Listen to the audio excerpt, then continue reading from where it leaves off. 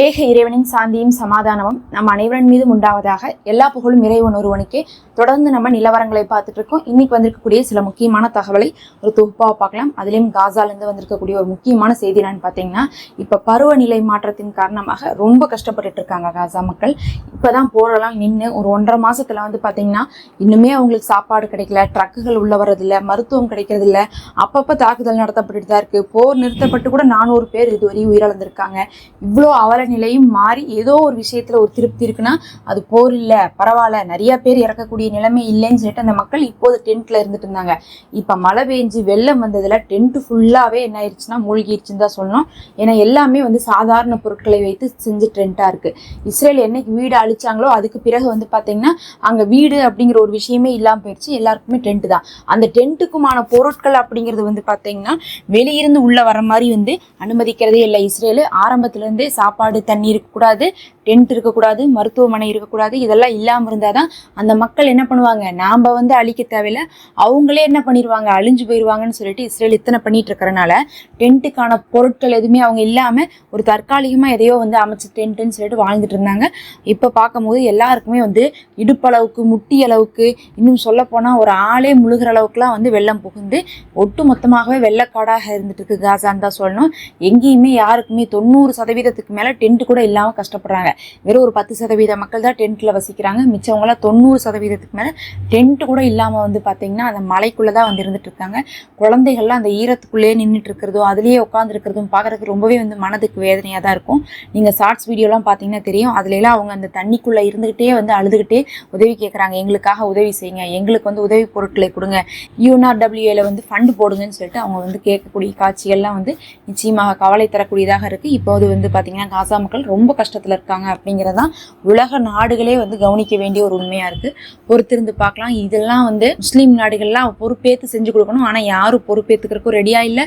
ரெண்டாவது இஸ்ரேலும் வந்து பார்த்தா யார் எது செஞ்சாலும் சரி காசா மக்களுக்கு அந்த சௌரியத்தெல்லாம் கொண்டு போய் சேர்த்துறதுக்கும் ரெடியா இல்லை. ஒரு பக்கம் இப்படி போயிட்டு இருந்தா நேற்று இந்த நிலைமையில கூட ஒரு குழந்தைய வந்து சுட்டிருக்காங்க. காசாவுடைய ஒரு இடத்துல இருந்து இன்னொரு இடத்துக்கு போயிட்டு இருக்கக்கூடிய நேரத்துல வந்து என்ன பண்ணியிருக்காங்கன்னா இஸ்ரேலுடைய எல்லோ பார்டருக்குள்ள வந்துட்டாங்கன்னு சொல்லிட்டு ஒரு குழந்தைய வந்து சுட்டிருக்காங்க. எல்லோ பார்டர் அப்படிங்கிறது எதுக்காகன்னு வந்து பாத்தீங்கன்னா அந்த ஏரியாக்குள்ள வந்து அவங்க நிற்பாங்க அப்படின்னு அர்த்தம். அது வந்து ரொம்ப சேஃபான பிளேஸ் அப்படின்னு சொல்லிட்டு அவங்களே சொல்லிப்பாங்க. செக்யூரிட்டிலாம் இருக்கும், நீங்க அந்த பக்கம் யாரும் வரக்கூடாது, வந்தா நாங்க சுற்றுவோம், சந்தேகம் இருந்தா அப்படிம்பாங்க. ஆனா அந்த குழந்தை வரும்போது கூட வந்து அதையும் போராளிகள்னு நினைச்சு என்ன பண்றாங்க, இவங்க சுடுறாங்க. முதல்ல அந்த எல்லோ பார்டருக்கு என்ன வந்து ரேஞ்ச் இருக்குது அப்படிங்கிறது கூட இவங்க சொல்றது இல்லை. அது ஒன்று கண்ணுக்கு தெரிகிற மாதிரியான ஒரு லைன் கிடையாது. அது வந்து பார்த்தீங்கன்னா ஒரு குறிப்பிட்ட ஏரியாவை நாங்கள் எடுத்துக்கிறோம் அப்படின்னு சொல்லிட்டு இஸ்ரேல் வந்து அங்கே நின்றுட்டு இருக்காங்க. ஆனால் எப்போ பார்த்தாலும் வந்து தினமும் ஒருத்தவங்க இறந்தாங்க, 2 பேர் இறந்தாங்க, அவங்க எல்லோ பார்டருக்குள்ளே வந்துட்டாங்க, இவங்க எல்லோ பார்டருக்குள்ளே வந்துட்டாங்கன்னு எதையாவது ஒரு கணக்கு சொல்லிட்டே இருப்பாங்க. இன்னைக்கு அப்படி ஒரு குழந்தையும் இறந்துருக்கு. ஒரு பக்கம் காசாக்குள்ள எப்படி போனால் இன்னொரு பக்கம் வந்து பார்த்தீங்கன்னா ஈரானுடைய பெசக்சீன் அவர்கள் வந்து இன்னைக்கு அமெரிக்காவோட போர் சேரக்கே தயார்னு சொல்லியிருக்காங்க. அதுவும் வந்து அமெரிக்கா வந்து வெனிசுலா கிட்ட வந்து என்ன பண்ணிட்டு இருக்காங்க, வம்பிழுத்துக்கிட்டே இருக்கிறாங்க.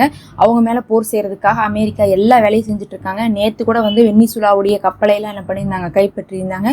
இதெல்லாம் பண்ணனால இப்போ அமெரிக்காவுடைய பெசக்சீன் அவர்கள் வந்து சொல்லியிருக்காங்க, அளவு மீறி நீங்க போயிட்டு இருக்கீங்க, வெனிசுலா மேல நீங்க செய்யக்கூடிய காரியங்களை நாங்கள் ஏற்றுக்கொள்ள முடியாது, வெனிசுலாவுக்கு நாங்க ஆதரவாக இருக்கிறோம், அதனால வெனிசுலாவுக்கு தேவையான எல்லா கப்பல்களையும் கொடுத்துருக்காங்க. அதாவது போர் வந்தா முதல்ல அடிக்கிறதுக்கு என்ன தேவையோ அது எல்லாத்தையுமே வெனிசுலாக்கு ஈரானே அனுப்பிச்சு வச்சிருக்காங்க.